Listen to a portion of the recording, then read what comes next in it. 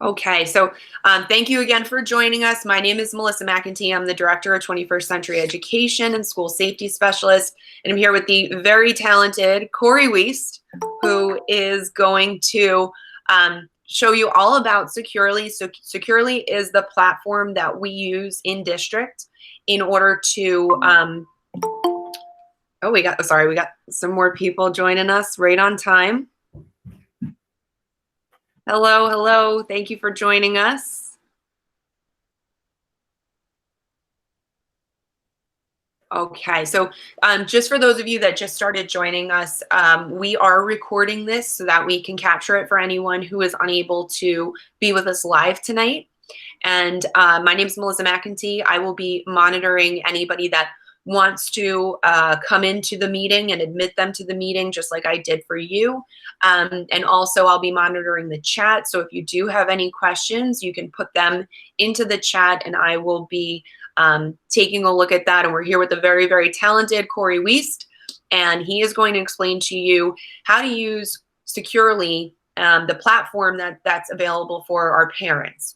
So Securely is what we use for our web filter. So what it does is within school and also outside of school, we've set parameters for our students so that they can stay within our domain and be safe according to not just the laws that we're required to abide by as a school district in New Jersey, but also filtering things for, to make sure that students don't access something that is inappropriate. But in addition to that, this tool allows for greater control for parents to be able to create your own settings and parameters beyond what we have within the district while your students are at home with you on their Chromebooks. So that's enough from me. I'm going to hand it over to Corey right now, and I will be monitoring the chat. Hello, everyone. I'm going to make this very, very easy for everybody. This is actually a very easy tool for any parent to use. I'm just going to head and present my screen now. 1 second. So, Securely Parent Home portal is the easiest way to use this tool is going to be with a cell phone or possibly even a tablet if you have. It's both in the App Store and the Google Play Store.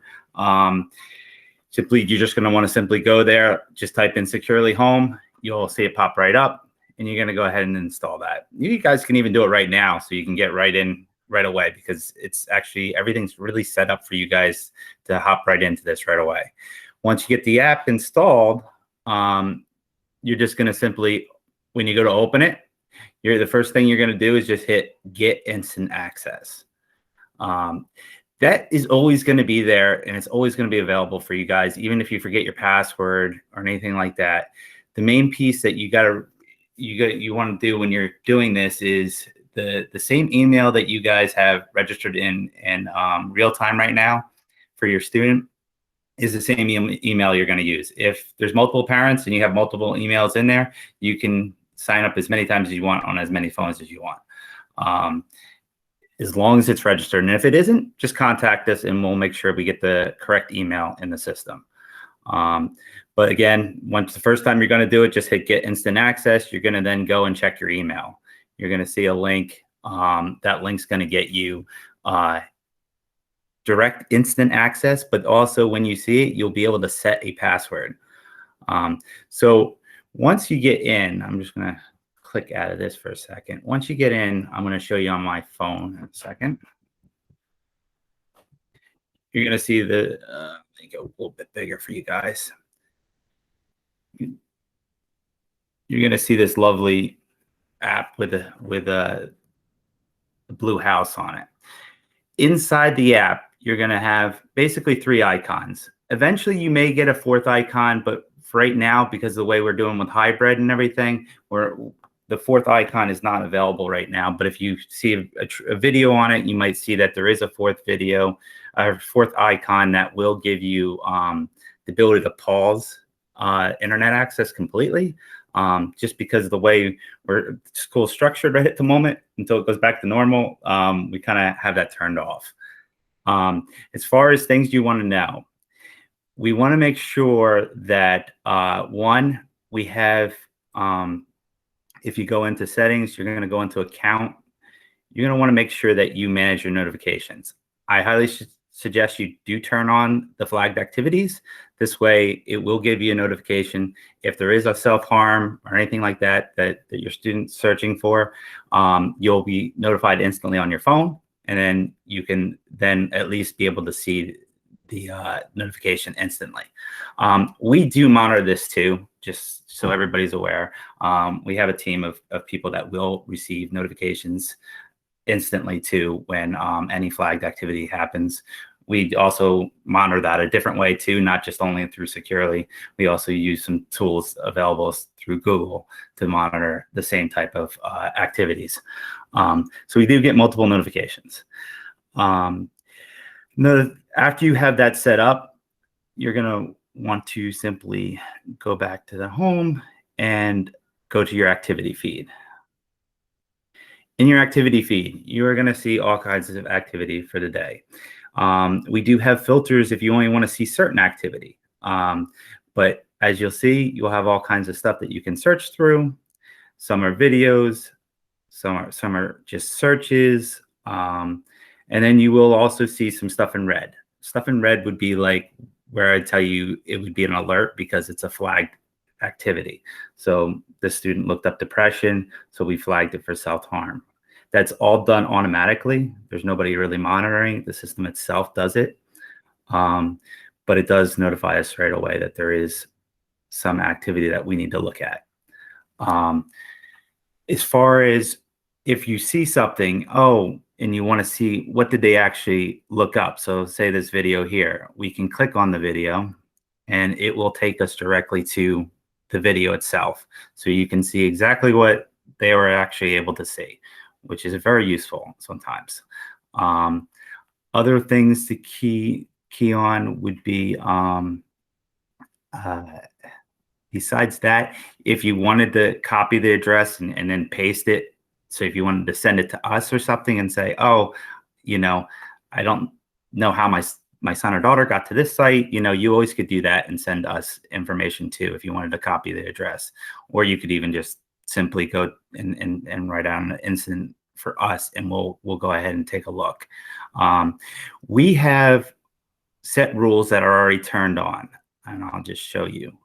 When you go into rules, if you have multiple students, you will see multiple ones, and you can set up even rules for certain students. It's all based upon the student. So if you want one of your kids to go to certain sites and another kid not to go to certain sites, you can go ahead and do that. This is like category-based rules. So anything in gray is stuff that the district has set, and we want it to stay that way. So we're not going to give you access to that. But there is certain categories like social media and chats, messages, stuff like that, that are allowed as a take-home policy. So we have two policies. When the student is in school, there's a whole different policy that's applied, which is actually a lot stricter than what their take-home policy is. Now, with students being home virtually, they're always going to be on the take-home policy when they're at home. So just keep that in mind. If you decide to start restricting stuff, if they need to actually go to that site, they may get blocked. So just keep that in mind when you are, making some of these decisions on what to block. If it is during school hours, and they need to actually get to a site, you might have to unblock that.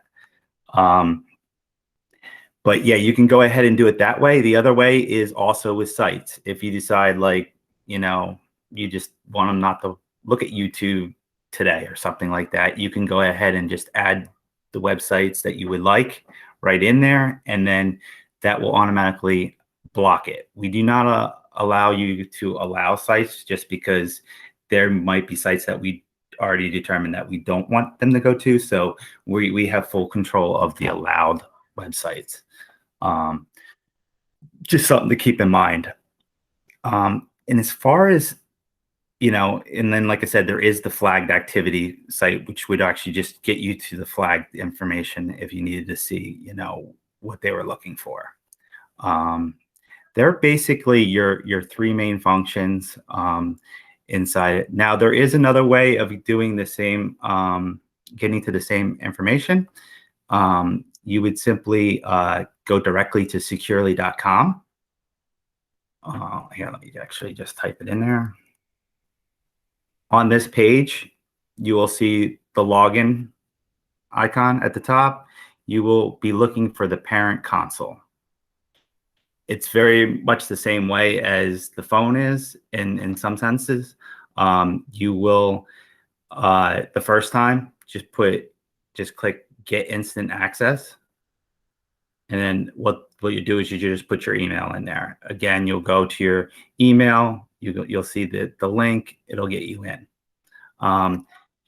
Just in that link, when you get it, you will see the ability to just get instant access, or you'll also see set your password. I highly recommend you just set your password so you don't have to keep getting instant access every time. But that ability is always there in case you have a hard time remembering your password. As far as other things involved in there, they're the main components. There is a weekly summary that will look similar to this. The weekly summary will come, once a week. You can scroll through it. You can see different sites that they went to. You will be able to, click for more searches. You can see their searches, their sites. I think it literally has a category for almost all the categories. So it'll have your search, your sites that you've been to. You also see videos, and there might be one other category in there, but it'll allow you just to quickly glance and see, oh, has there anything, concerning, and then you'll be able to obviously go right into the app the same way and view that too. One other thing to note is this is where I said if you do have the notifications turned on and there is an alert that comes up, you will see it pop right up on your phone as long as you have that notification turned on. And then you could just simply, like any notification, click the notification and you'll be able to get directly right to see what actually was happening. As far as other things, that's pretty much the whole spectrum of how to use this great tool. I mean, I have a 13-year-old. I wish he had this tool. I end up having to use other tools than this just to get the same thing accomplished. But it's definitely a good way to also try to keep him on task. And and if you're not always there, you could still see, oh, is he doing his schoolwork? Oh, he is or she is. Or they're actually doing other things, looking at, lovely YouTube videos, which a lot of the kids like to look at, and maybe trying to go to some other sites that they may not be on task for, as far as staying on task. But that's pretty much everything there is to know. If you guys have any questions, I'm glad to answer them. Thank you, Corey. That was an awesome, rundown of everything that Securely can do for parents. So we do have one question that came in, and it is, what is self-harm for again? So there are settings within Securely that flag terms for self-harm. So things like depression, suicide, those types of things are flagged not only in district, and they go to specific members of the special education department and building administrators so that we can reach out if necessary to find out why the student was searching for depression. So very often we see a search from students that's the suicide hotline. And often it's because students are doing a project about suicide and trying to learn about the causes. Maybe they're in a psychology class or they're doing something for a health class. But we still investigate all of those issues from a district level because we just want to make sure that that students are searching for it to learn about it rather than to learn how to complete an act of self-harm against themselves. So one of the things that we loved about Securely and why we brought it to the district is because it does give that extra layer of visibility to the parents for you to be able to get those alerts as well. So while we do have those alerts coming to us too, We do have to sleep sometimes. Students are on their devices sometimes, especially since, the quarantine, students' sleeping patterns are different. So that's something that can notify you right away if your child had searched for something like that. There have been a number of times over the course of the past, few years since we started using this, that a student has searched for something, we get the alert.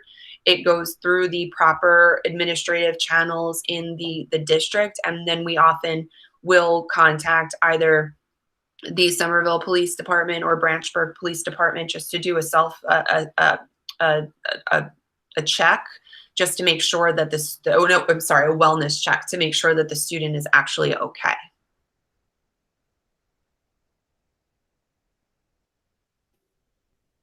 So it'll give you a couple of minutes just to think about some other questions that you have, but I just wanted to point out a couple of things just from the district level.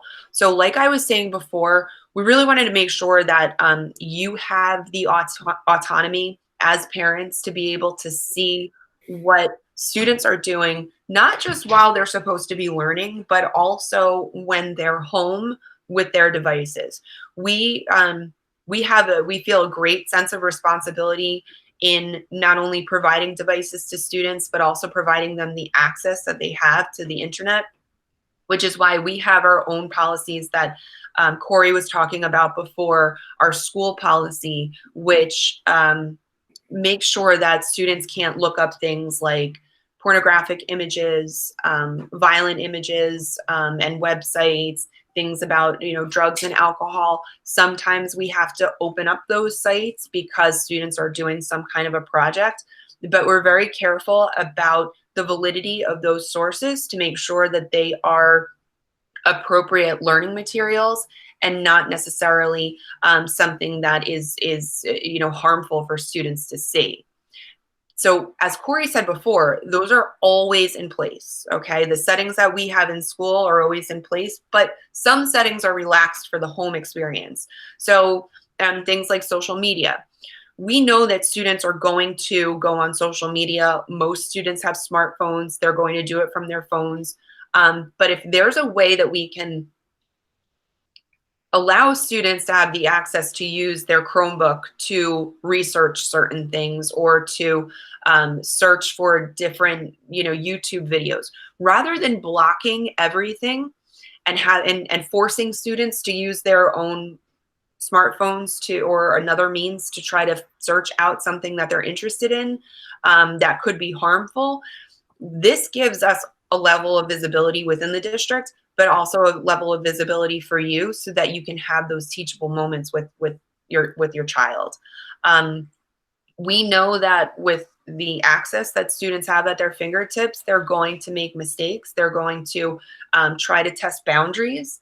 And this is a way not for us or for you to lock down everything and not allow them to have access to anything, but it's a way for you to contain the situation and also have that ability to then, have that discussion with your student, with your child, if they do, start to go down a path that is something that you're not completely comfortable with or something that you need to talk about.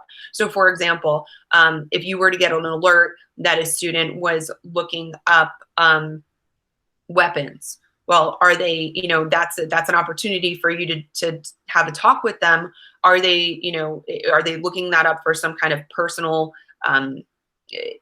interest or fascination, or is it something that's related to school? And then that gives you the ability to have that conversation rather than them doing it on a different device or at someone else's house where we don't have any clue what students are doing. So over the years, we've had a lot of really important conversations with both students and parents about the things that students search for. And, we've been able to make sure that, rather than there being, in school, these harsh consequences, and sometimes parents are like, well, just take the Chromebook away. Well, if we take the Chromebook away, now we're removing that learning opportunity from students. And it's like taking away their textbooks. So instead of doing that, we've created these safe spaces for students to go, the visibility for us to see and the visibility for you to see, so that we can sit down and talk to students and talk to them about why they made those choices, and to also talk to them about their digital footprint and how, you know, everything that they do online is going to, you know, be part of their footprint for the rest of their lives. So we do have another question here. Do we have to download it onto the specific device we're trying to monitor? So Corey. Yeah, so all our Chromebooks in district, and even if we do have any kindergarten parents here, they have some iPads this year. They all have, on a Chromebook, they use an extension that's already, when they sign in with their school account, it automatically loads. As far as the iPads, they use what's called like a Smart Pack. Basically, it does the same thing. All the traffic, realistically, is what it does is it sends the traffic to a proxy server, which is owned by Securely, and that's how they go about filtering all the traffic. It's not an appliance that's kept at the school, so that's why the great thing about Securely is it works anywhere in the world. It's not like you have to be in a certain area for it to work. It's completely cloud-based. So I hope that answers your question about as far as the device that they need to monitor. So Corey had just demonstrated 2 different ways that you can access that information and log in to Securely Home. So one is by downloading it on your personal device, your phone. We would highly suggest that if you have a smartphone, because that's usually what you have the most instant access to, and you know, that can be for you, for any other guardians within the household that you want to have access to what the student is doing. And that also goes for any families that are not living in the same home together. The parents can also still have that visibility to what your child is doing. And also, like Corey showed, you can also access it from a web browser. So if for some reason, you know, you didn't have your phone on you and you had it downloaded there, but you needed to log in, you can also access that through the web browser as well. So we've taken care of the front end of it. All of our devices are covered with this technology and these tools, so that when you log into it and when you set up your account, what you'll want to do is, you know, take a look at those rules and the activity feed and the flagged activity. Now, the activity feed is going to show you everything that your child searches. Some of those things are going to be school related. And some of those things are going to be, you know, at the times in between classes, you know, or times when, you know, students maybe have a couple of free minutes at the end of class, as, you know, other students are starting to finish up things, and they might go kind of off and try to explore on their own. So again, those are the types of things that will give you an idea of what your child is searching for on that device. The flagged activity, as we said before, those are going to flag for things like self-harm and violence, or disturbing types of searches based on the criteria that we've set up and Securely has set up, going through data of, you know, students all across the country that are using these tools at home, and more so than ever before because of this hybrid learning experience due to the pandemic. So in addition to that, if, for example, you have a discussion with your child for, you know, maybe their grades dropped a little bit, or maybe you have a situation where, you know, they're just not, you know, following the home rules as much as you'd want them to do.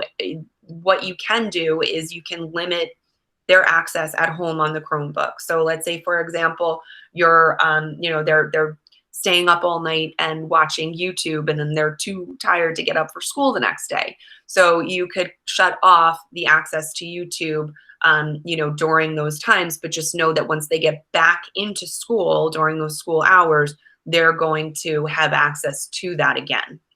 So again, it's those opportunities for discussion and those teachable moments to try to make sure that kids use this technology responsibly, because we know that there are so many there's so many different opportunities out there and so many temptations that we want to make sure that we teach students how to conduct themselves appropriately online and to be really responsible when they're posting anything or searching for something. So you'll see YouTube searches, Google searches, and any basically they actually do have like a Wikipedia search thing that they look through. They do have I think a couple other things that are in there as far as activities that you can filter for. Actually, let me just tell you right now what all the filters are. So you have sites, you have videos, you have searches, you have Wikipedia, and then you have social media, and then you would also then have just block sites, stuff that they really shouldn't be going to. And they didn't get to it. So if you ever do see anything that does say blocked, it just means they didn't get to it at all. So you don't have to be concerned that they got to it. It's just letting you know that they tried to get to it. So we have, and that goes back to the settings that we have in place to make sure that students don't have access to, inappropriate images or inappropriate websites. Now, new websites pop up all the time. So while there are a set of rules in the overall structure, sometimes, we need to be really diligent about monitoring those things.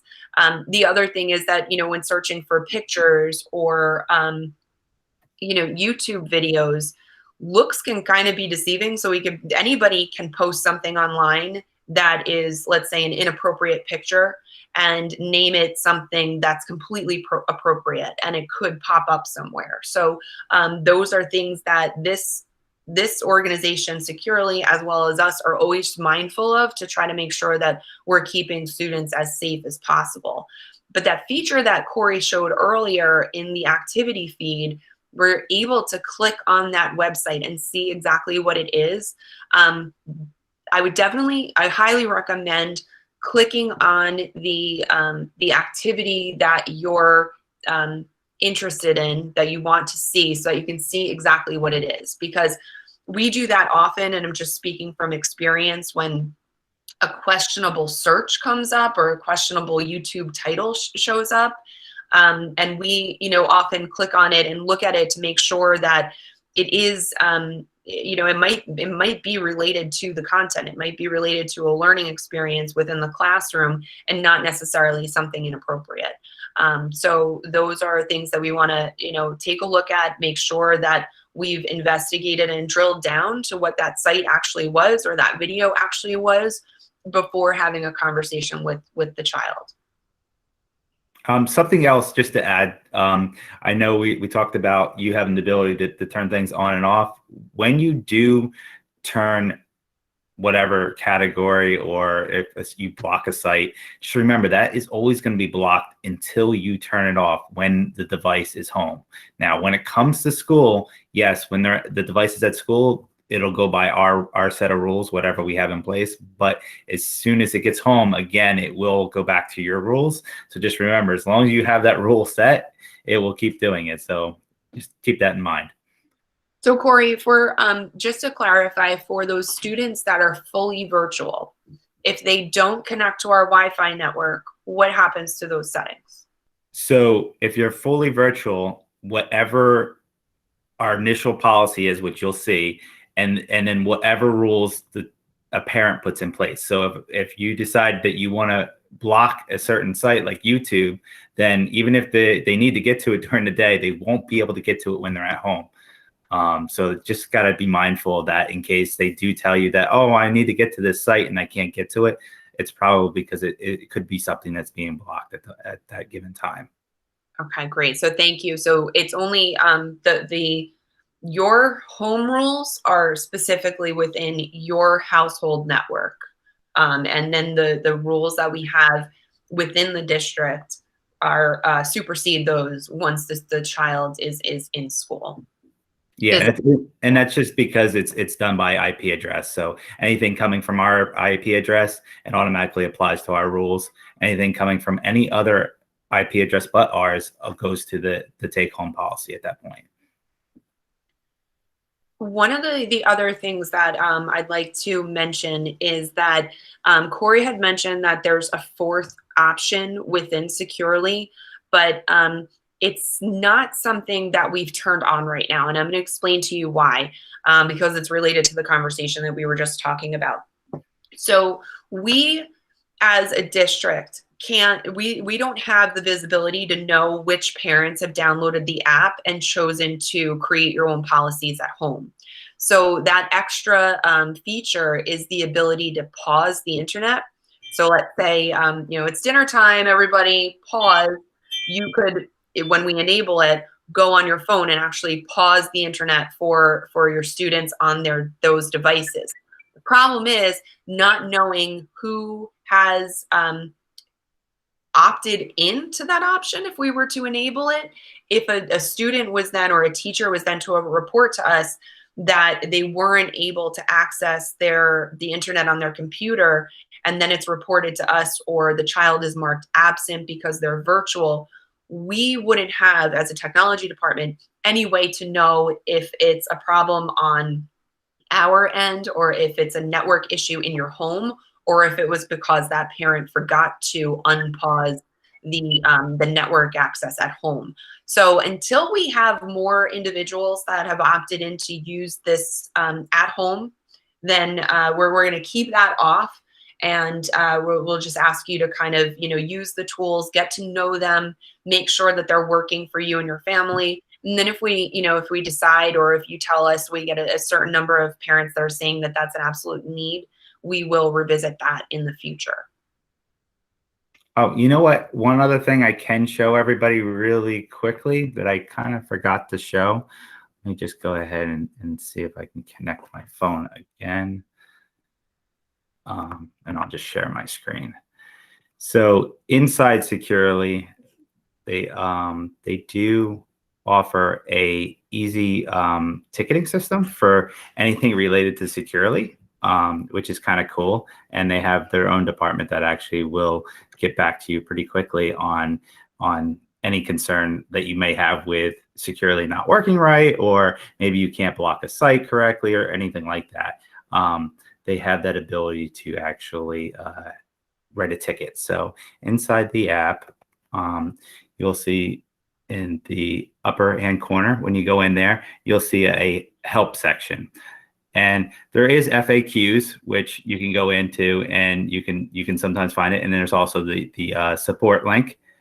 The support link will allow you to go ahead and just submit a ticket. You can write your category. And I was just talking to them today, and they said they actually have a person assigned only for just the parent portal questions. So they tend to get right back to you pretty quickly. They're very good at that. I just figured, let me just show that to you guys really quickly. So, in case there is like a question you did have and you couldn't get a hold of us really quickly, they actually will answer anything with Securely as far as questions that come up. Thank you. And, one of the things that we'd also like to mention is that, technology related questions about Securely can definitely come to the technology department, but specific questions that concern with, we've had some, responses over the years as, parents have opted in to use this app, that when we were in person in school, the question would come up, well, how come my child is, looking at YouTube when they're supposed to be in social studies or algebra?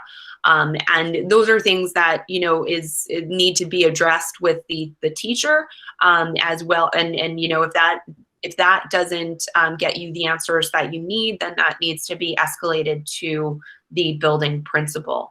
There are times where teachers do use, the YouTube in the classroom for them to be able to, research things. But then there's also times that students do take advantage of the opportunity when the teacher's working with another student, that they're going to check out, a YouTube video that, isn't necessarily part of the learning experience.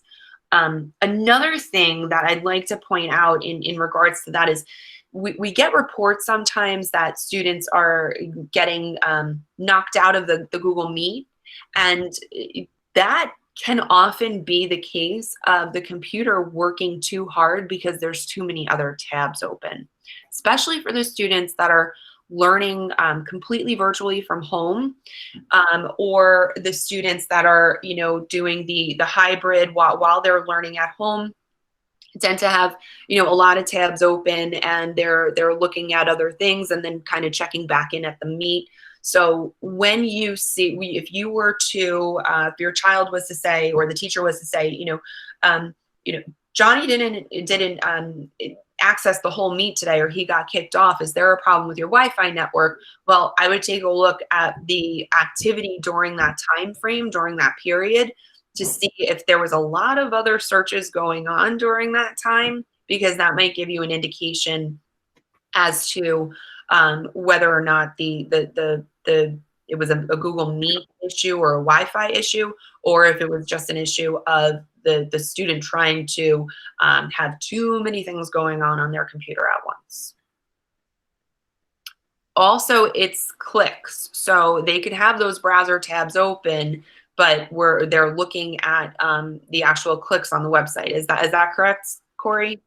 Yeah, you can once you load the page, it won't look like they actually made it necessarily a search at that particular time, because the search could be open in the tab already. So they could have the video up. So it may even look like they accessed something maybe a half an hour before the time period they said, but it might be still up in their tabs. It's just we wouldn't be able to see it as far as securely and as far as being registered exactly at that time. Okay, so we have about 7 minutes or so left. So I want to open it up to any other questions that you may have. You can either type it in the chat or just unmute yourself and ask us.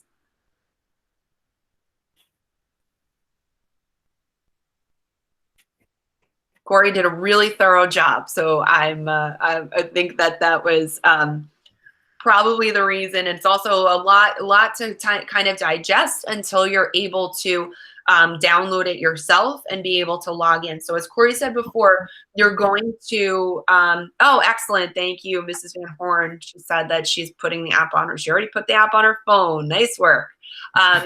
So what we would suggest you do is go to the search for Securely in the App Store if you have an iPhone, or in the Google Store if you have an Android device, or you can even check it out in the web browser.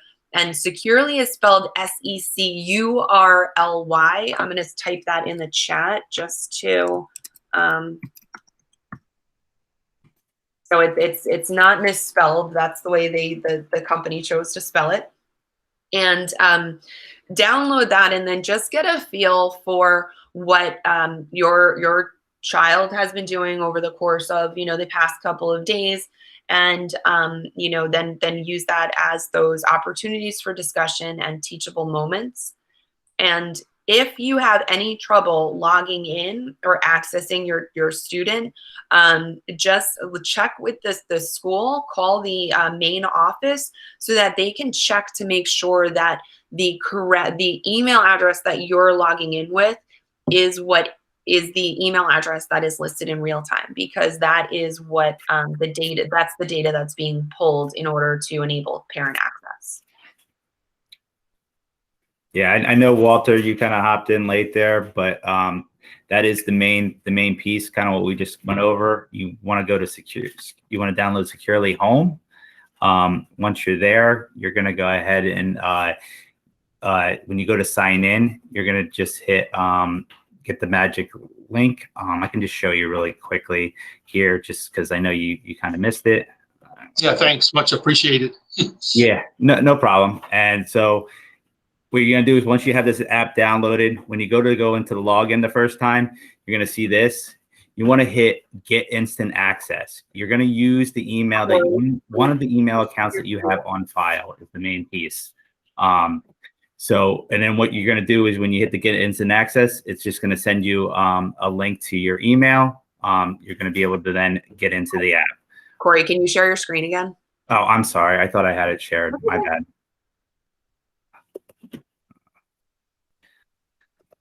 Thanks for reminding me.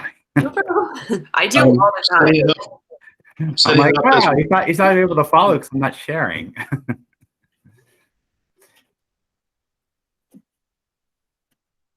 So, okay.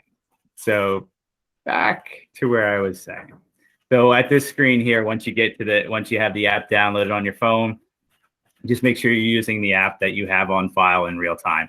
Depending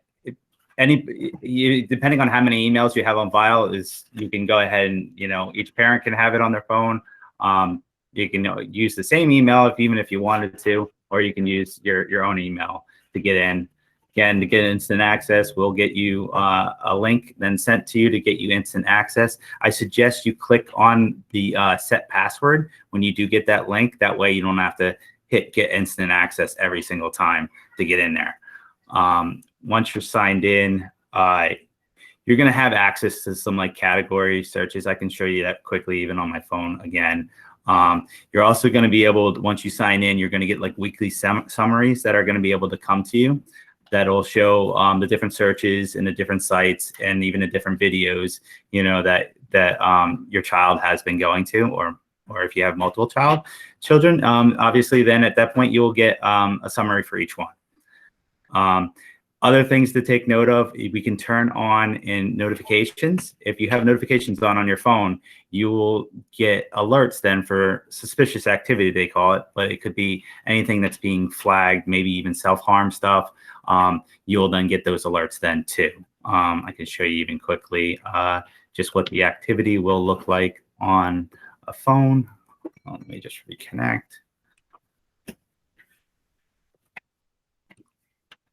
Sorry about that. Take me a second.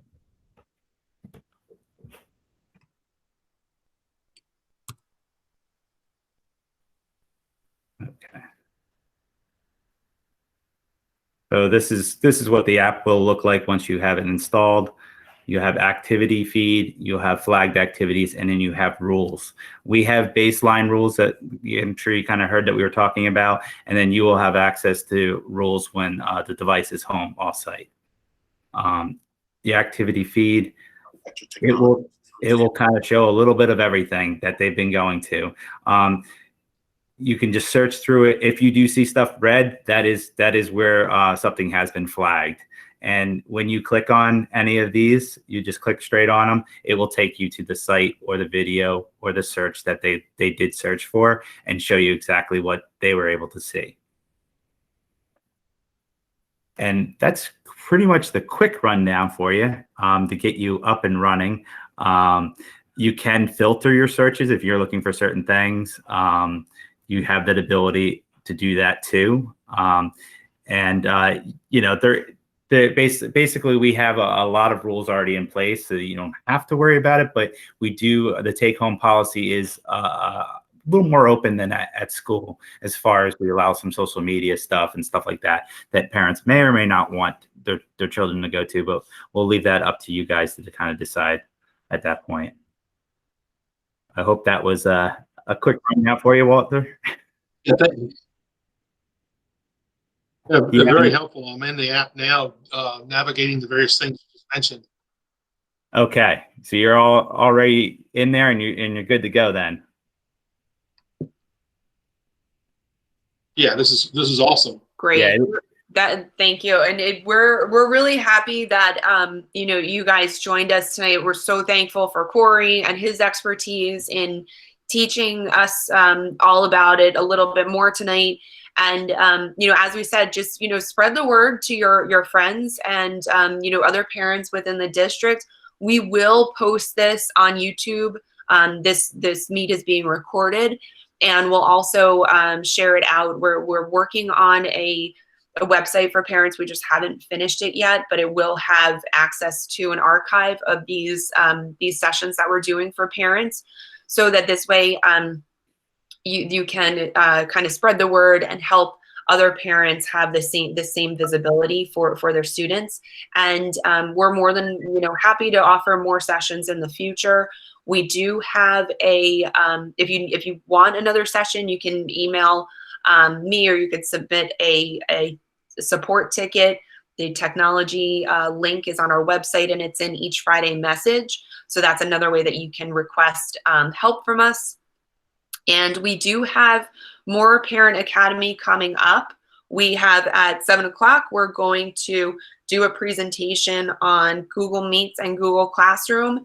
It will be presented in English and in Spanish. And next week, we have 2 real-time presentations for parents to understand how to use the real-time parent portal and how to access specific information for your students, how to link your students, how to look at their schedules and look up grades. As we're entering into more of a virtual environment, those tools will be really, really helpful to you as parents. And those will also be recorded as well and posted online.